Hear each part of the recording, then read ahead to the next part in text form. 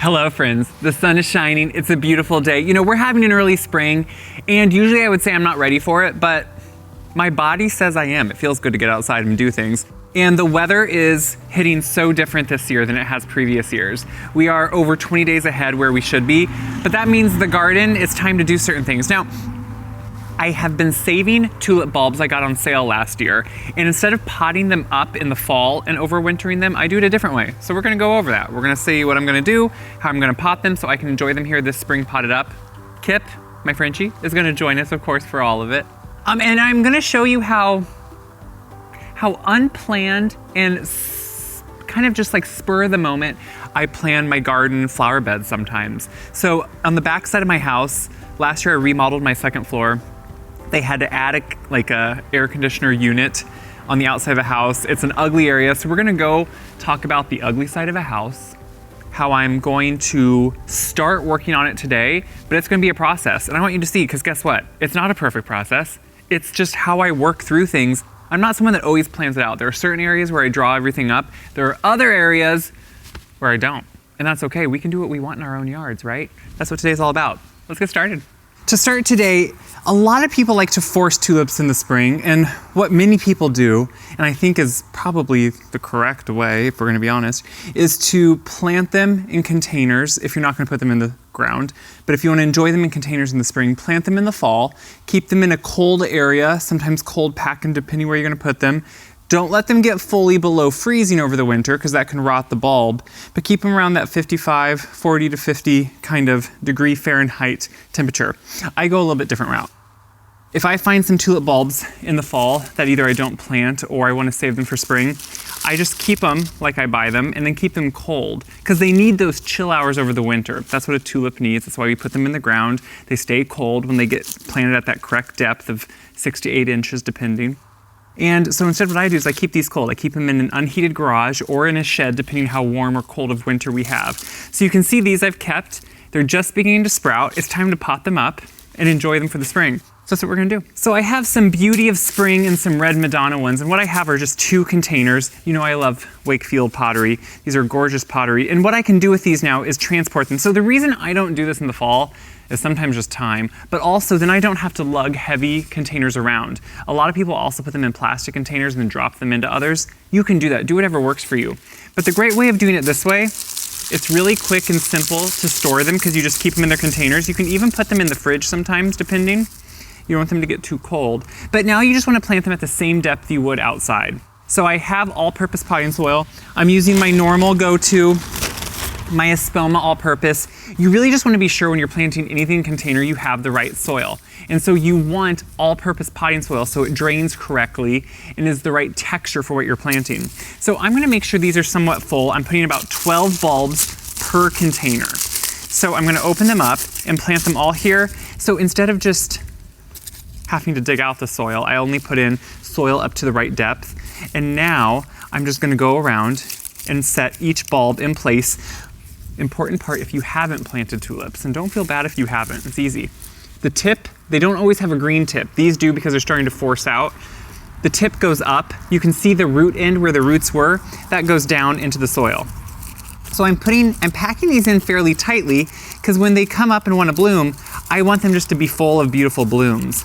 I don't want them just to be scraggly and have a couple blooms. I want them to have lots of beautiful foliage and lots of blooms. So once I have that in there, and you can see, they're all just set in there. And this is, if you want to do this in the fall and you have plenty of time, do it. I just find I often run out of time with my normal outdoor chores. I put a lot of soil in this one, so we're going to transfer some over into here. But I find I just don't always have time. So my thing on gardening is I try to over garden. I do probably too much for what one person can do, but I want to do it, so I make it work for how I can make it work, and that's what I'm doing here. So I'm putting the soil in, leaving it about 8 inches down.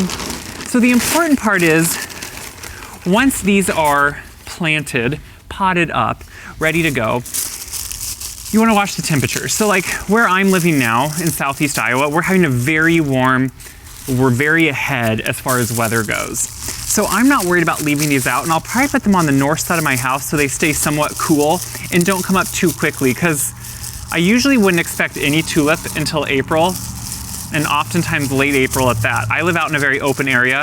If you live in town, you could have a microclimate. That could be different. So on these ones, I'm putting them around in the same way. Now you can check if you have a bad one. Sometimes they will be a little rotten, just like in the fall if you buy them. But you know what, if the green is pushing out, I'm still gonna pot them up and plant them because they still have a good chance of having a beautiful bloom. So I'm gonna set these right on my back patio where nothing is out yet. That's usually where I fill up all of my shade-loving plants I save, all my ferns and beautiful things like that. It's empty right now, and then I will put these by my front door when they're starting to want to bloom. I could put them up there right now, but with the sun and warmth on the south side, that could speed them up too quickly.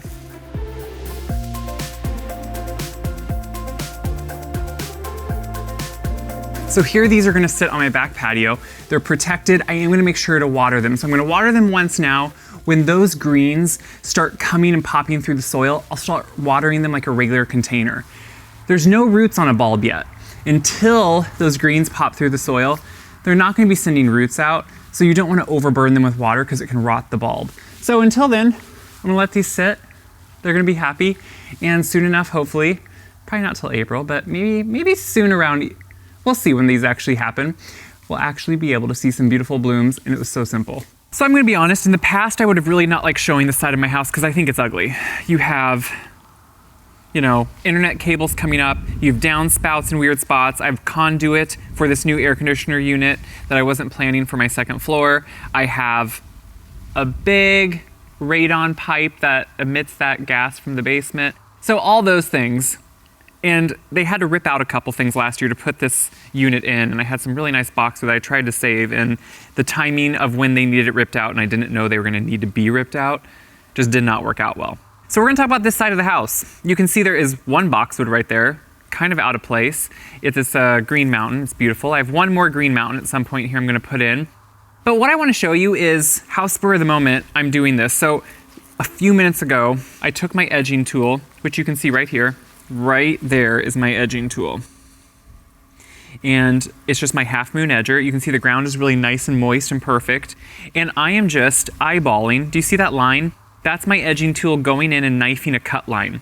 So what I want to do is extend this bed out so I have more space between the air conditioner units to put some shrubs. And same up here. You can see I'm extending it out because right here is where my furnace vents from. And if I put a boxwood too close there, any shrub, it kills it over the winter because it's heat and air coming out over the winter. So I have to stay clear of that. So I want to bring this bed out. And today is the first step where I'm going to remove some grass. And you can see this line. Look how, I know. Guys, it's not all pretty here. It's also just real. That's what it is. Someday I'd like to dig in my downspouts. We'll see if I get that done.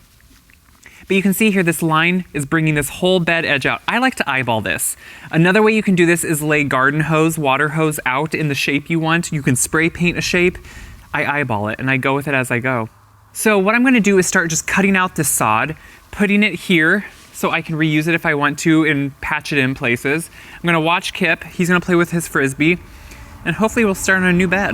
When I have my line cut with that half moon edger, it gives me about a 4-inch deep kind of trench. I then take a spade, a flat spade usually, it depends what I have around, and I just go through with a sharp spade and start lifting the sod. Now you can rent sod cutters. This is a pretty small area. While it looks like a lot of work, you know, renting one is a lot of work too, to go get it, you know, to pay for it. So what I can do here is just nicely lift these pieces and then use them at different places in the yard because it's growing grass. People pay for this.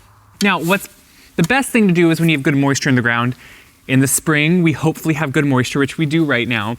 So it's pretty easy to work this blade under and quickly lift it out. See how quickly I'm able to lift it out? So I'm gonna work down this line, extend the bed, and then decide if it's enough. Because this is the best part of working in your house in your own yard. You can do what you want and decide on the go.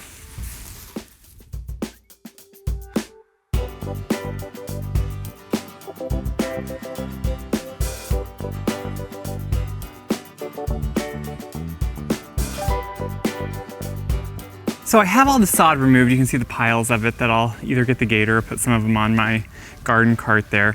Now what I did go through and do then was take my half moon edger when I was done and make a nice big trench. That's usually how I edge most of my beds. And honestly, I usually only have to clean it up maybe every other year.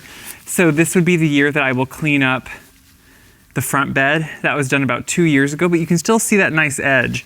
So that half moon edger can keep a really clean line. Now what I might go in here and do too is slightly take out a little bit more up in there. I just feel like it could come out a little bit further. But what I'm doing now is just placing some plants. So a couple of these boxwood are ones I moved from a different location.